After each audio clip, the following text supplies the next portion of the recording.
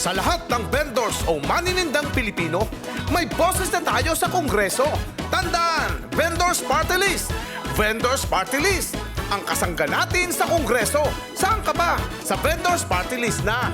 Lahat ng manininda dyan, protektado, tutulungan. May boses na tayong lahat. Sa Kongreso'y pakikinggan. Problema at... So, hindi na kayo manghihiram. Ay bago. May sarili na ho aring may lagay na rin ho ng gamot. Tapos may madali naman ho gamitin. Yan, meron ho siyang kuwan. So, madali na hong gamitin. Hasaksak. Ang mahal kong bilhin. Yung gamot. Yung ganyan. Medyo mahal nga ho itong ganito.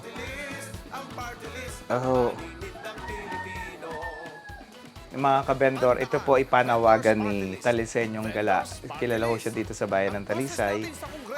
Siya ho ay personal na humingi ng tulong sa akin para ho sa nanay niya. Ako ho kasi ay maawain sa mga senior citizen, kaya ho bibigyan ho siya natin ng bagong nebulizer na magagamit ho ng nanay niya, na si nanay po ay 76 years old. Magsa 76.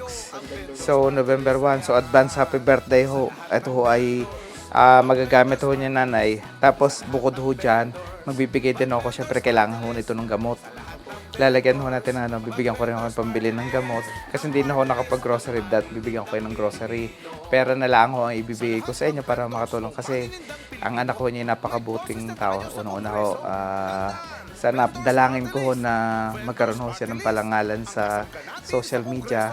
So mga ka-vendor, sa mga kaibigan natin vlogger, lalo ho doon sa vlogger ni Diwata, sana ho matulungan natin to si Talisenyong Gala na magkaroon ho ng mas maraming followers upang sa ganun ho makatulong sa pamilya niya. Kasi si Talisenyong Gala ay, anong ang tuloy yung pangalan? Edward Glenn Ayala po. Edward Ayala. Kapilido po ng mga Ayala pero hindi po siya legitimate na Ayala. So, yan po. Hiwalay siya sa asawa, siya ho nagkikare sa kanyang magulang at saka sa kanyang anak. So, bibigay ho natin ng ito. Tapos, bibigyan din ho natin ng kaunting tulong si nanay at saka si Talisenyong Gala ho ay pang bili ho ng gamot.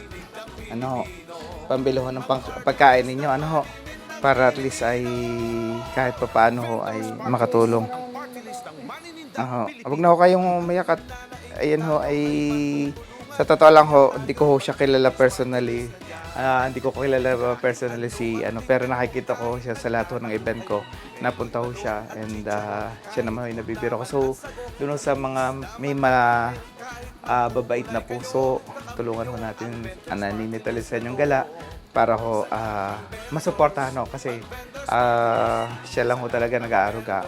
Kano lang naman ho kita ng isang mekaniko pero nagsusumika po siya na may abdon ang buhay ng kanyang tatlong anak at saka ang kanyang nanay. So ikaw ang bread. Bali, ako po hindi po tunay ng anak. Hindi ka rin tunay na anak. Ikaw nasa nanay mo? Kapatid na po. Kapatid po niya, yung aking... Kabait ho. So ngayon ko rin nalaman na hindi pala niya nanay. So... Pero nasan ho yung anak ninyo? Wala po silang anak po. Wala kayong anak. Dala ko niya, yun lang. Ayan lang ho na gano'n. Napakapalad ho nyo kay Edward. Dahil ng hindi ho niya kayo pinabayaan. Sa iba-iba hong tao, hindi na ho kayo aarugain dahil na. So, yun po. Tayo ho ay bukod ho dyan, magpapadala ho ako ng another tulong ho. Sa isang araw ho siguro. So, muli po mga ka-vendor, maraming salamat. At tayo po ay nananawagan na magkaroon ng televiewers si Talisenyong Gala kasi unang-una ho, hindi ho siya talaga legitimate na may kakayanan bumili ng mga equipment, may kakayanan na bumili ng pagkain para sa kanyang magulang.